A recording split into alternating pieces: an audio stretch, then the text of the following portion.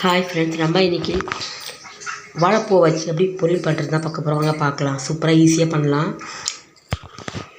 நான் தண்ணி கொஞ்சம் சூடு பண்ணியிருக்கேன். இந்த பொடியை வாழைப்பூ நம்ம வெட்டி வச்சுருக்கோம் பார்த்தீங்கன்னா, அதை போட்டுக்கலாம். அதில் கொஞ்சம் மல்லித்தூள் போட்டுக்கலாம்.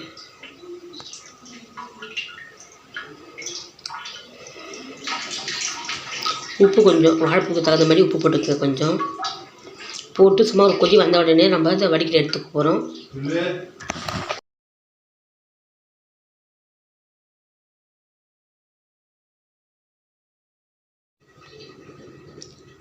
கொஞ்சம் எண்ணெய் ஊற்றிக்கலாம், கொஞ்சம் கடுகு போட்டுக்கலாம்.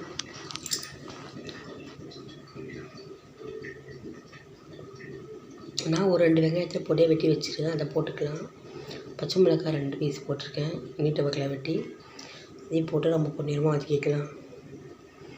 இந்த வாழைப்பூ பார்த்திங்கன்னா உடம்புக்கு ரொம்பவே நல்லது. வயிற்று வலினால் சில பேர் கஷ்டப்படுவாங்க, அதில் அப்புறம் உங்களுக்கு சரியாயிடும். வயிற்றில் புண்ணு எதனா இருந்தால் சரியாயிடும்.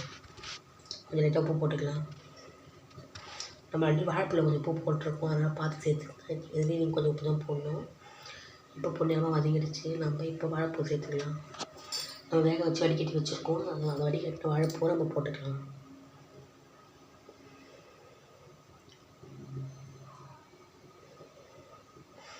நான் போட்டுக்கிறேன். இந்த வாழைப்பூ நீங்கள் வாரத்துக்கு ஒரு தடவை செஞ்சு சாப்பிட்டீங்கன்னா குழந்தைங்களுக்கு குடிச்சிங்கன்னா ரொம்ப டேஸ்ட்டாக இருக்கும், உடம்பும் நல்லது.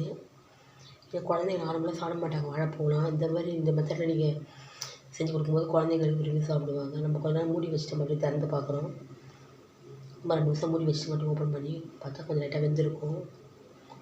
நான் ஒரு 3 முட்டையாக உடச்சி வச்சுருக்கேன். நம்ம இப்போ அதில் வாழைப்பூவை போட்டுக்கலாம். முட்டையெல்லாம் உங்களுக்கு முட்டை பிடிக்குன்னா நீங்கள் 3 4 கூட போட்டுக்கலாம். ரொம்ப விருப்பம் தான் அது.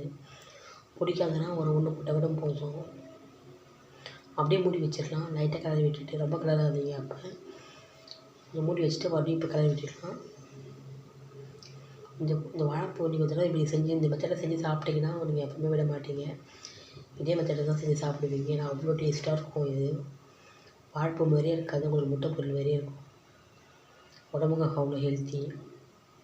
கண்டிப்பாக ட்ரை பண்ணி பாருங்கள். இதை நான் செஞ்ச மெத்தடில் ரொம்பவே அருமையாக இருக்கும். இது உங்களுக்கு ரொம்ப பிடிக்கும். இந்த வீடியோ பிடிச்சிச்சுன்னா மறக்காமல் லைக் பண்ணுங்கள், ஷேர் பண்ணுங்கள், சப்ஸ்கிரைப் பண்ணுங்கள்.